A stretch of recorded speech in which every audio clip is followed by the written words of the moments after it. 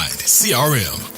It is more than just a CRM. It is a real estate and business mastermind that comes with an all-in-one CRM. You can have unlimited websites and users. You can call, text, RVM, and email all in one user interface. And you can set up custom automations for any type and multiple businesses. 65% of companies start using a CRM system within the first 5 years of business. Once implemented, the Hive Mind will save you on marketing, give you more time, and make more money.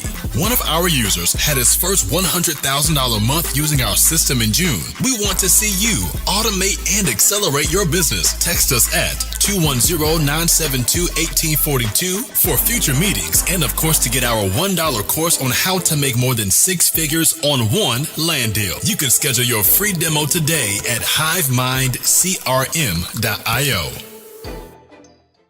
Hey, welcome to today's episode. I am your host, Mr. Daniel Martinez. I have a special guest today. I always like talking to other business professionals, and today, I will not hold back from it. We have Miss Tammi Stroud. Did I say that correctly? You did. You got it. See it? Okay, so I always try and verify the name because I don't want to butcher somebody's name. I'm Mine's pretty easy. Yeah, I get it. No, mine's easy. Easy. So tell us a little about yourself and what business you do, because I've only met one other person that does what you do, and I was totally blown away because it's something so niche that people don't even think about every day. So can you tell us about yourself and how you in business and what exactly do you do? Yeah, so we, our team does a little bit of everything. We've got a bill negotiation business. So in the last year and a half, we purchased and have had the pleasure of running a bill negotiation business. We have teams of auditors and negotiators that negotiate household and commercial, business client bills down for them.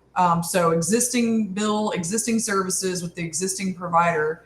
We have people that call and say, "Hey, Tammy's paying more than her neighbor. Could she get a discount to these bills?" So it's one of these really cool services that people don't realize, hey, that exists. And then they think through it, and that's something that everybody can use, right? Everybody can put some money back in their pocket and pay less for their recurring household subscriptions and bills.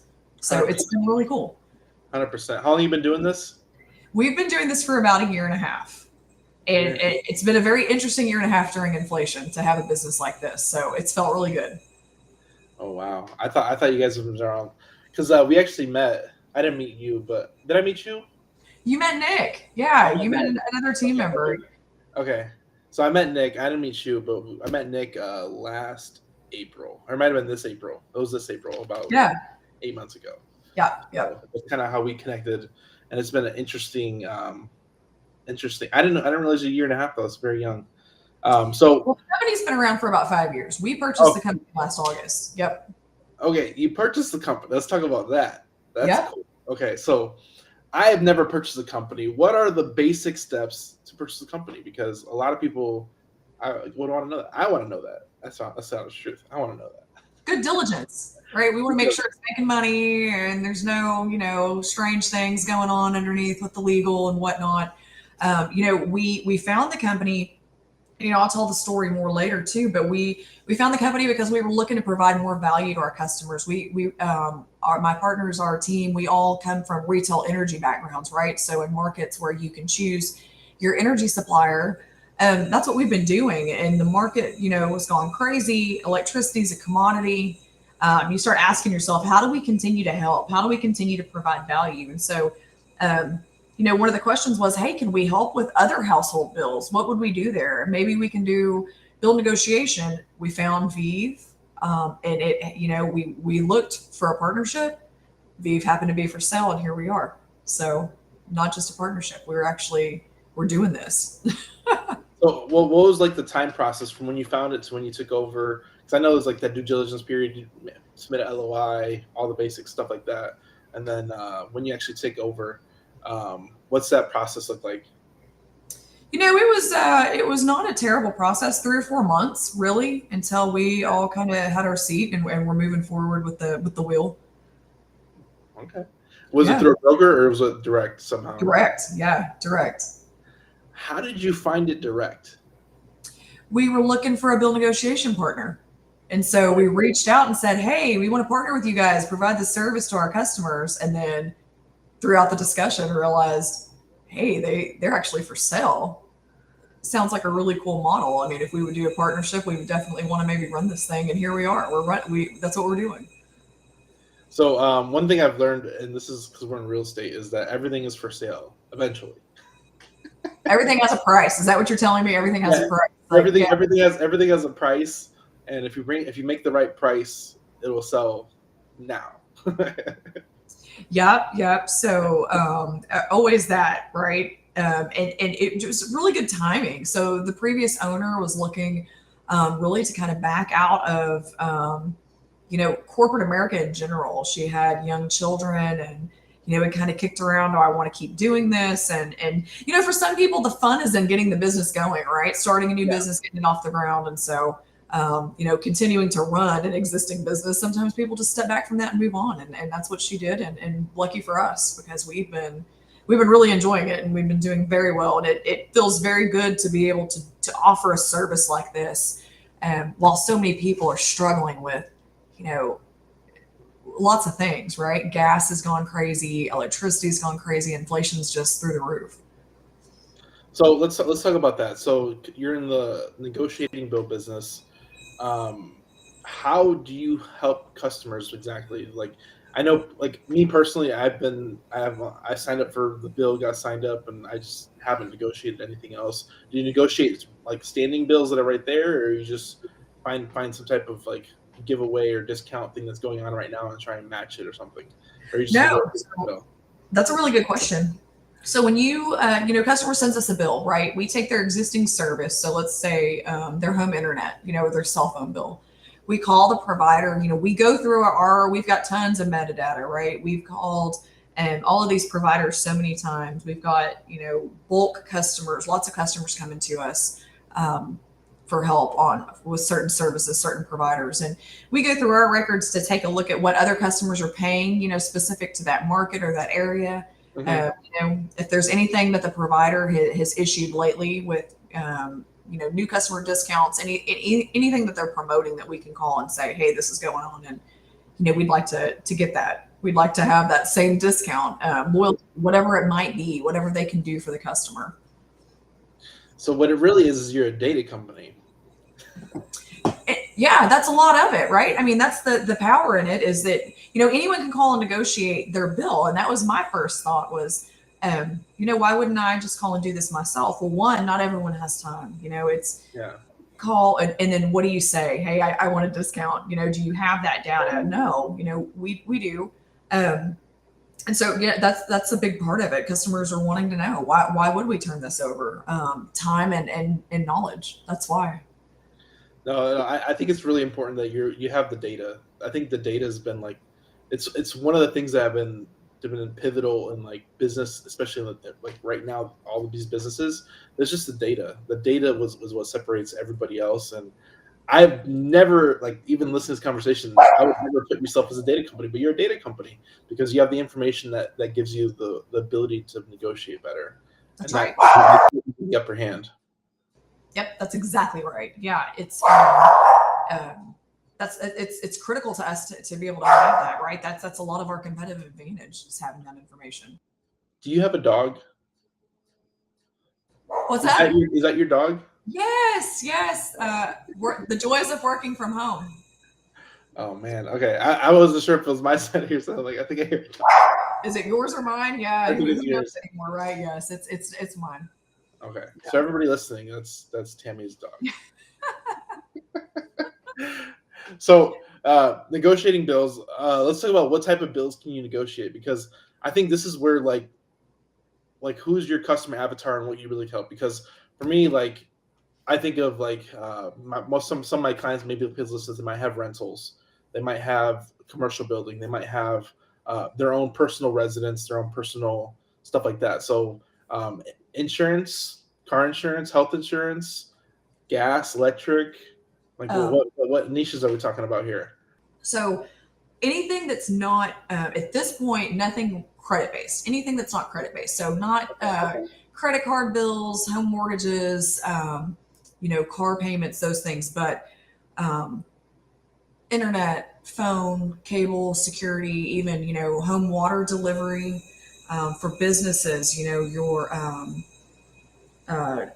recurring uniform subscriptions, or, cleaning fees, alarm systems, electricity, right? So in markets where electricity is deregulated and we can find supply options, same thing for natural gas, home natural gas, business gas, we negotiate those.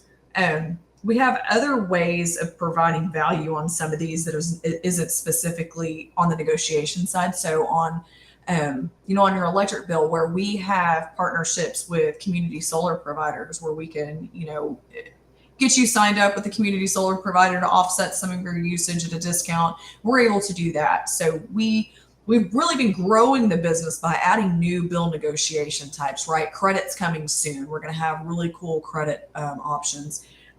We've added insurance, so you can send us, your auto, your home, your renters, and your general umbrella policies, and we can get you quotes back, right, from providers with the same coverage or better for less, which has been really cool. We've got things like medical bill negotiation coming very soon in the first quarter of next year. And so now, the main categories, we get a ton of cell phone bills, internet bills, cable TV, satellite bills, those kind of recurring things that you think of, typically writing that check each month for your house or your business, keep everything going. So I have a propane.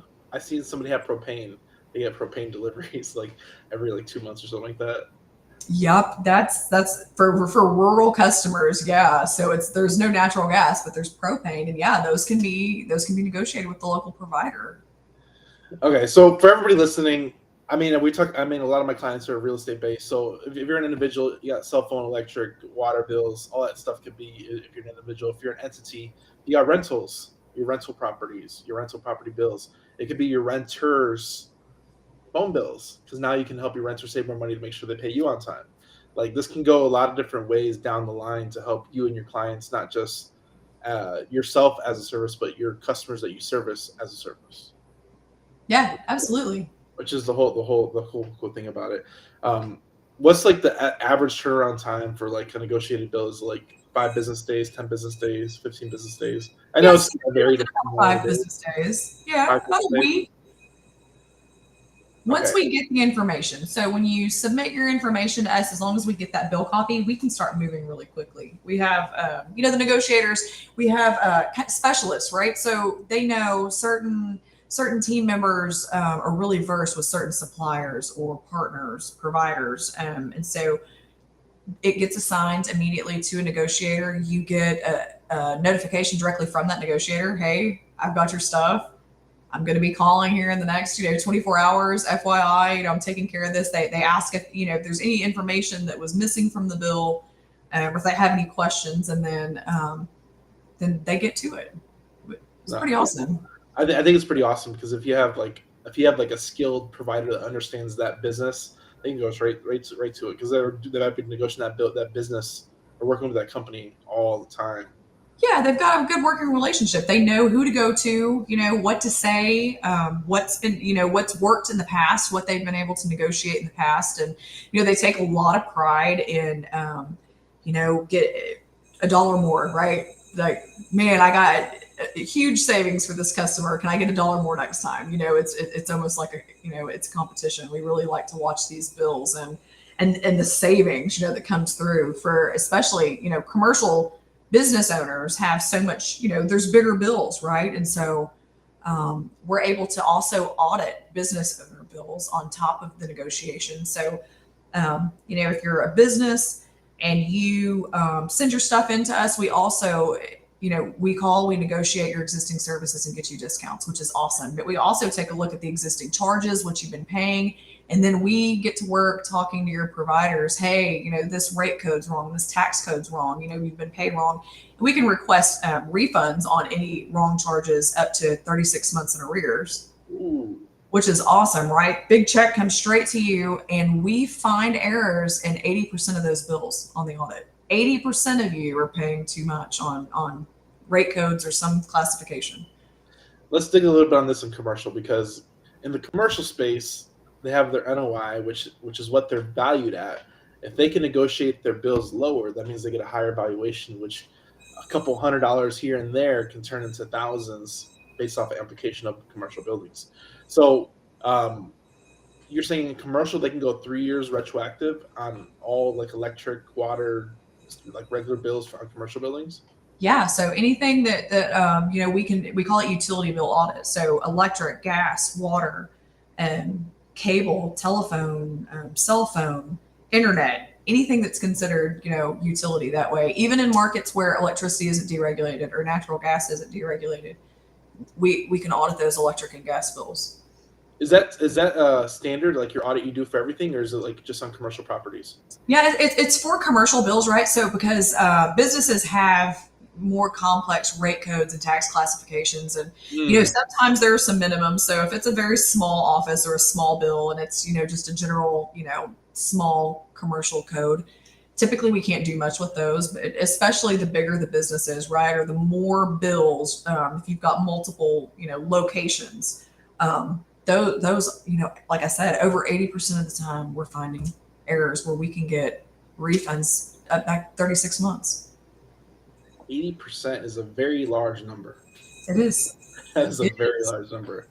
So commercial buildings, I think that's a huge. I'm gonna title this for commercial because I think that's a huge opportunity for everybody to increase your NOI and make some more money whenever you want to sell or refinance and get some money out of the business. Is not your opportunity to create large amounts of wealth just by hiring VPs. So let's talk about this. I know the answer to this, but what does it cost, Tammi? Like, what am I going to put up for you to save me money? So that's a great question. Pretty simple, right? So we are, first of all, completely contingency based. We don't save you any money. We don't find you a refund. We don't charge you a penny.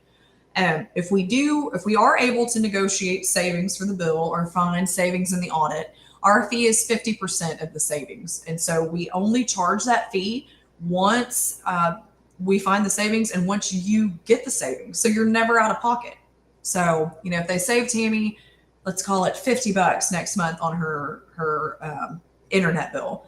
When I get my bill, it will be $50 lower and I'll pay $25. So I'm $25 richer and everything's great, right? I don't even pay the $25 fee until I've already received a $50 credit. No, that's amazing. That is amazing. So pretty much you work till you produce results.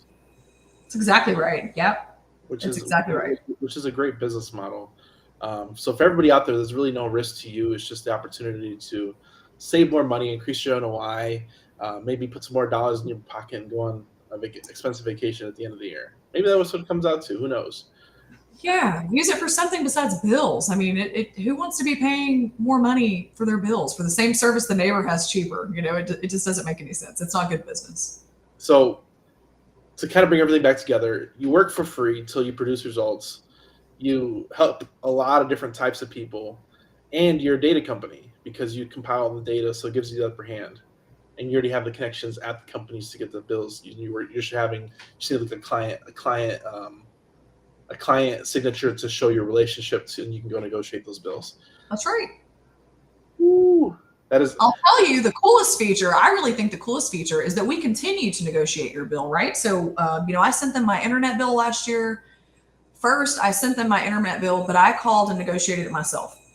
I called and said, "Hey, my bill's $100 a month," and I think they gave me, I think it was $20 off a month for a year is what they gave me. I'm like, hey, that's great. I'm happy with that. Then I sent my bill in and said, good luck. If you don't save me any money, it doesn't cost me any money, right? I'm just going to get peace of mind. They're going to say, hey, Tammi, you negotiated the best deal, which is what I expected. But then I got a note back from the negotiator saying they saved me another $450 on my internet bill. Which was unbelievable and, really makes me question my negotiation skills. What am I doing here? But they have the data, right? I mean, they knew what to ask for and where I wasn't getting the discount. So It works I think great. the biggest underlying factor is the data. Like that's why I said you're a data company. That's why I didn't even know you were a data company until you said that, because the data I think is what separates everything else. Like that gives you the upper hand because Oh, data's power. Yeah. you have the cheat sheet. You know, you can cheat. That's exactly right. Well, and the cool part is that, my internet bill, they did this for me last year. Great, cool. You've negotiated these savings I wouldn't even have gotten myself, right? Awesome. And then I got a note a few weeks ago. Hey, Tammy, your internet bill, we negotiated it last year and your contract's coming up here pretty soon. We're going to reach out and make sure you do not lose your discounts. Make sure everything's still, intact, which is awesome because look, I will never remember when my internet, cable TV, something, cell phone contract is going to expire. Typically what happens is you get hit that next month with a giant bill and you're like, what happened? Oh my gosh, what happened? Well, your contract expired, right? So now you're on a variable rate, you're on a new rate, they've hit you with some new fees.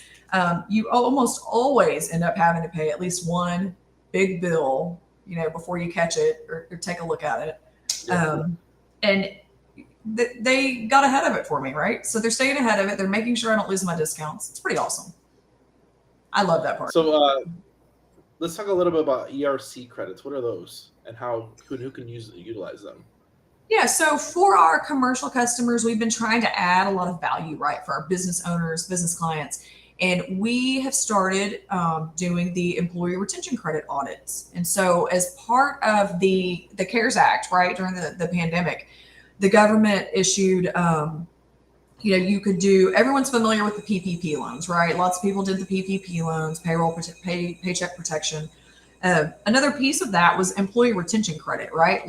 Lesser known, a little more complicated, but basically for companies that qualify, right? They were affected by the shutdown mandates, or they were, had a big decline in gross receipts or, revenues. The government said, hey, we will refund up to half of your employee payroll taxes that you paid in. It is a stimulus. And so that, of course, was for 2020 and 2021.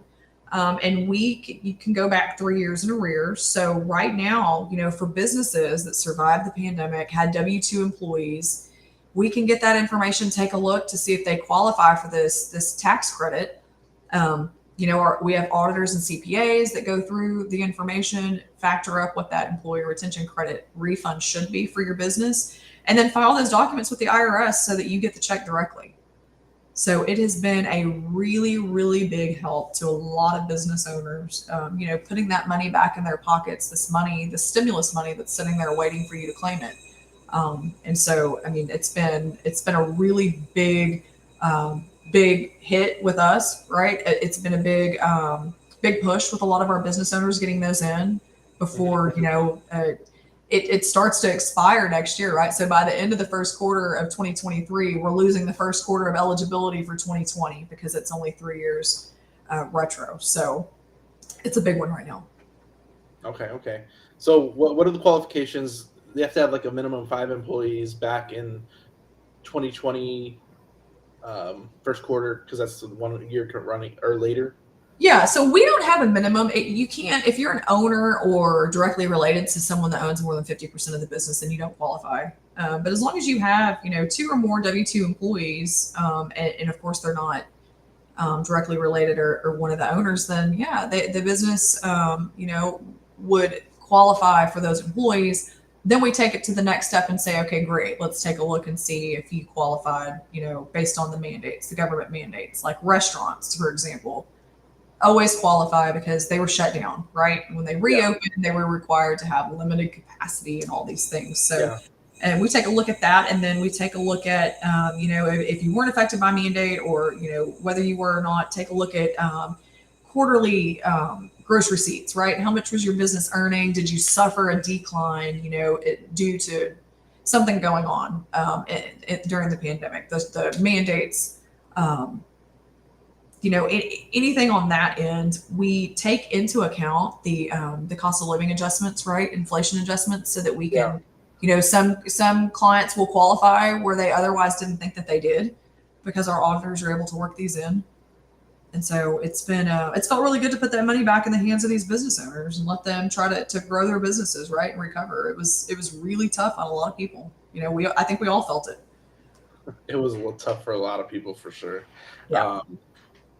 It definitely, and it hit people. It definitely hit different sectors harder than others, a lot harder. So For sure. Yeah. I feel bad for all the businesses that were affected, because I did see a lot of, you see a lot of like shuttering businesses that didn't come back from that. Mm-hmm. Yeah. So my question is, so like if a business went out of business after, let's say 2021, they can still get that tax credit even though they had it for a year? Yeah, as long as they were operating, if they paid, employee payroll taxes during 2020 or 2021, then yeah, they can get their documents together and they can claim that credit. Okay, that's good to know, because I mean, there's still money out. There's potentially money out there that you don't even know exists that you could still utilize on something that happened 2 years ago that might be over in the past, but you can still monetize or get back some of the money you might have lost. So that's exactly right. Yep. I think it's important. And for everybody out there that did get affected by that, I feel sorry for you, but there's still opportunity out there, and opportunities like this to go out there and get some money on the back end, still collect some money, and hopefully pivoted successfully. But it's just difficult times. Businesses aren't all the time. There's always an end point sometime, whether you sell it or close it down or something. There's always an end point. Yep. It's true. It's very true. Yeah. I've recently like come across, I'm like, oh, I'm going to do this forever. And I'm like, oh, probably not. I don't want to. Like hopefully somebody will take it over, or we'll sell it, or something else will happen. It evolves, right? It's like us. We were retail energy. Now we're, bill negotiations. You keep chasing, where do you provide value, right? What can we do? How can we provide value? And it's been a good ride, for sure. So, is your business 100% virtual? The show is sponsored by The List Guys. Do you need more leads in your local or virtual market? 1 in 10 small businesses don't invest in any kind of marketing. The List Guys have over 35 plus list types to choose from, and you can mix and match any list or criteria. We also use the skip trace list and provide up to 7 numbers and email addresses. Every list you purchase will be scrubbed against previous purchases. The List Guys are here to save you time. Contact the List Guys today at www.1listguys.com. That's www.1listguys.com. No, we're virtual, right? So everything happens online. The collection of the documents, the customer enrollment. We do have offices. So we've got a corporate office. We've got, the negotiators are of course in an office. There's compliance standards there that have to be met. But for the most part, client interaction, everything happens online. We have, on the commercial side, we have commercial service specialists that reach out, kind of white glove, walking through business owners through everything. So, even today I've talked through, there's negotiation, there's audit, there's employee retention credit audit, insurance, all these things. So, we have a consultation request form where most of our business owners will just plug that in, right? Hey, I want to talk. I want to know what can help us. We offer energy efficiency products, right, that will reduce usage for HVAC systems and refrigeration units and all those kind of things. We've got so many different things to offer the commercial side. And so, we've got a Calendly link for our commercial team. We send that out. Hey, set up a consult when it's convenient for you, and we'll talk through what might make sense. Itemize it all and get you reports back on what we can do and what we can save you, and go from there. So while virtual, there's a lot of white glove, a lot of, interaction. Yeah, I was more asking on the side because I think I'm all for it because all my team is virtual. We do have an office that people go to the office, but we don't force people to come to the office. I think it's cool having the ability to have a virtual business. And that's what I really want to talk to you about, because I think virtual business is amazing, and I'm sure you recognize that too, the scalability of it. Oh yeah. It's amazing. And working from home, because you work from home. if you didn't hear the dog at the beginning, first half of the interview, it has its issues. Yeah. where's the dog? So, what's something you do working from home to like keep you like in the groove? Because it has its, yes, working from home is nice, but it has its own issues. Yeah. So, my problem has been that there's no separation, right? If you're at the office and everybody's kind of packing up at the end of the day, you pack up and you go home. At home, it's after dinner time. The kids are like, hey, anybody going to eat? Anybody going to deal with us? I've really had to try to just maintain structure, right? So keep a pretty firm calendar structure on, this is when I'm going to get in the office and start and get things going. I try to, take a little bit of time at some point in midday, a break of some sort. Not, maybe I'm not just grabbing something to eat, get a workout in, something just to break away from it. But, the structure has been key for me. If everything goes sideways, then I'll just sit at my desk for 16 hours. I think it's the overseeing part. Like, oh, you work from home, and you said it perfectly because there's no separation. The kids come in and they can do meetings and like, oh, I was like, what type of meeting is it? Is it a recording or is it just a meeting? I'm like, well, if it's a meeting, I'll leave the door open. But if it's a recording, I can't have you in the room. Yes. Yeah. Same thing. Yeah. The pandemic was crazy because the kids are home, right? And everyone's trying to work from home. And that was the time when everyone was trying to figure out how to work from home. It was crazy.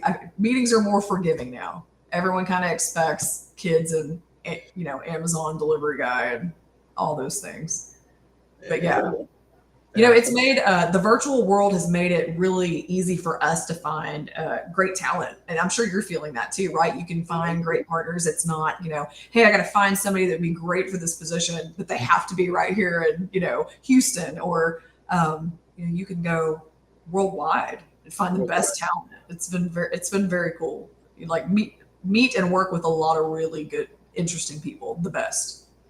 Do you have any tips or tricks to find great talent? Because I think that's an underrated question that most business owners don't want to give that secret to.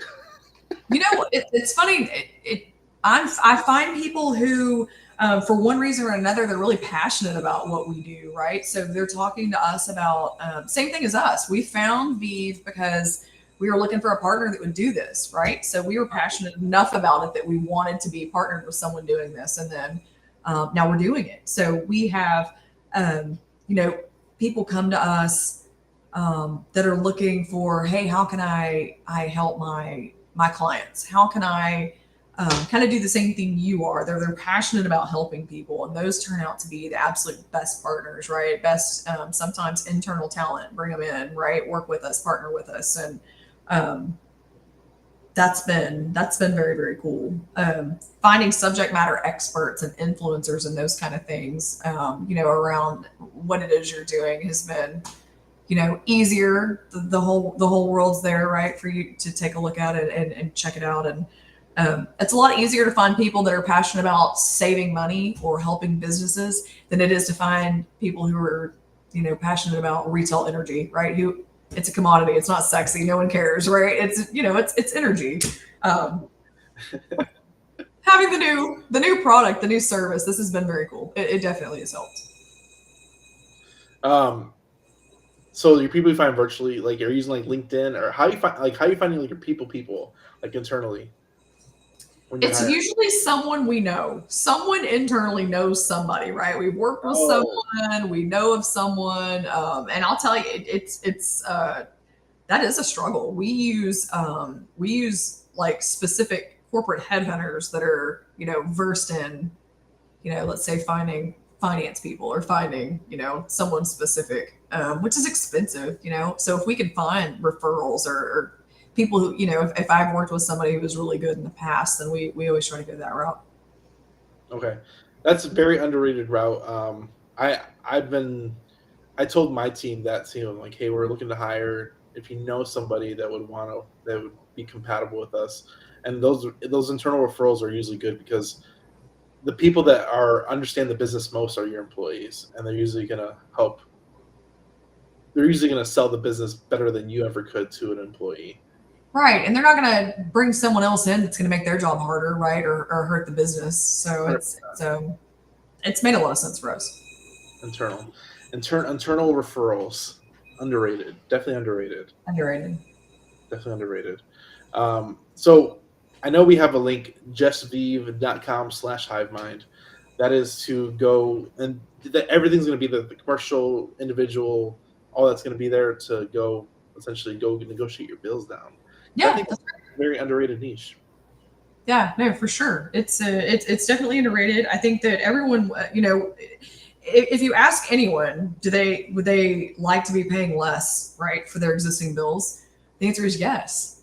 Do you have the time to go do that? The answer is most, no, right? Or we would have already. I mean, I don't have time to call, several times a year to every single provider I have. I could probably make the time. But even then, I've already proven I'm not going to be as effective as a professional, someone with that data. 100%. Is there, and you've been running this for a year and a half. Is there any like epiphanies you've hit in your business that like kind of took you to the next level, personally, while running it? We came out of the gate super gung ho on adding other products and things, like I mentioned, employee retention audits and those kind of things, and then pretty quickly, realized, hey, we don't want it to get confusing. We don't want to have so many. There's a fine line somewhere between, hey, you need that, we can do that, right? But I also don't want to be like the Rolex salesman on the street in New York, like, hey, do you want a Rolex? Here, let me open it. Oh, do you want something else? Here, I've got that. Just confusing and overwhelming for clients. And so I've taken a step back on the business development side and really trying to add services that are in line, right? So if we add the ability to negotiate medical bills, that's not confusing to anyone. It's just, can you do my medical bill? Yeah, sure, right? So just trying to keep it as simple is important, I think, a lot of the time.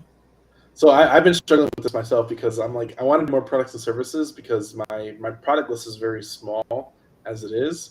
But I'm like, I'm known for my product list. So I'm like, do I really want to expand into other things? And will it actually pick up? I don't know. I've been struggling with that internal battle myself. You got to be picky, right? It's your brand. So, whatever it is you partner up with and push and represent, it's got to fit your brand and carry that same weight. It's tough. It is. Yeah, it's an interesting space, but you gotta weigh your options, and I don't know. It's just finding your balance, your business balance per se. It's never ending. It's never ending. It's constantly evolving. What is a quote that is yours or somebody else's that you resonate with? Oh man, my dad gave me a great quote when I was a teenager. And I'll tell a little bit of the story because it's cute. But my dad's a big fisherman. He loves to fish, right? Every day of his life. He's retired now. He hitches his boat. He goes fishing. And, he won this big fishing tournament when I was a kid. And we went to go eat lunch afterward. And we walked in, and everyone there, small town I grew up in, knows my dad. And they all, hey, stand up, shaking his hand. And, a couple of the guys, everyone wants to talk about fishing with him. And they said, hey, man, I just caught, a bunch of big redfish or whatever. And my dad said, man, that's great. You'll have to take me out sometime and show me where you caught them. And we sat down and I said, Dad, you just won this tournament. Why didn't you tell them? They're telling you where to find fish, And he said, Tammy, if you're good at something, you don't have to tell everyone else. They'll tell everyone for me. And I sat back and thought about that. And sure enough, about half an hour later, a guy walked over to the table and said, hey, man, you didn't tell me you just won that tournament. Oh, so-and-so just told me you need to take me fishing. And Dad said, oh, man, I'd love to. Yeah, thanks. I appreciate that. And I watched him sit there and be humble about that, right? That he was good at something. And he didn't, hey, no, I just won this, tournament. He wasn't braggy about it. And that really changed my mindset in a lot of ways, right? Professional and personal. And, it's been, I think it's been an awesome life lesson that I really want my kids to kind of grab onto. They're too young. They don't care yet. It's not a cool story to them, but I love it. How old are your kids? 14 and 8. Oh man, mine are younger. I got 532. It never gets easier. Just more expensive. That's amazing. I always think about this, like do you want to will your kids be interested in your business, or will they be interested in other things? And it's always like, you don't want to force them down the throat, but you always want to like push the entrepreneurial spirit onto them in some shape or form. But you don't want to put too much pressure. Yeah, we think about that too. Think about it all the time. What are these kids going to do? And yeah, who knows? I see it more in my daughter, I think, than my son. I think she kind of, has that spirit. She's got that tenacity. There's certain things that make an entrepreneur, right? Separate them. So I think I'm seeing a little of it at 8. No, it's awesome. It's awesome to see. It's awesome to see your kids develop towards adulthood, or even like adulthood mannerisms. And you're like, yeah, I have a 14-year-old. I mean, that's crazy to me. It doesn't seem right. I feel like I should be saying I have a 5-year-old, and it's just crazy. Yeah, he's a little man, and it's alarming. Oh man, I appreciate you coming on. Thanks for giving some beautiful insights into business and some cool tips. And I hope people out there will take some knowledge on this. I hope they take some action and save some money, because it helps in a lot of different ways depending on what niche you're in. Whether you're commercial, whether you're residential, whether individual, it can help you all in each different way, and doesn't cost you anything. That's the best part. That's right. Yep. Nothing to lose. No risk. No risk, nothing to lose. There's only upside, which is the good business to be in. That's exactly right. Only upside. I appreciate you coming on. Thanks for coming on. Where can people find you online besides justvive.com? But do you allow people to follow you on other platforms? Do you produce content? Yeah. So justvive.com/hivemind, right? You want to go there and check out, our partnership. And the services that we're partnered up to provide with you and your teams. We've got, you can follow us on Instagram. We're on Facebook. We're, Just Vive, JUSTVIV, on LinkedIn, right?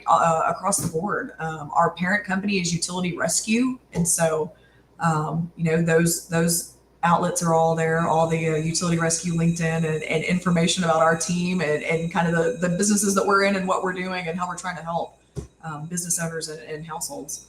There you go. I appreciate your time. Thanks for coming on. Tune into the next episode. We'll see you there. I hope you enjoyed this episode. Go like, subscribe. We'll see you on the next one. Thanks, guys. Thanks for watching this YouTube video. We hope you found value. Please like, subscribe, and hit the bell to watch more videos just like this one.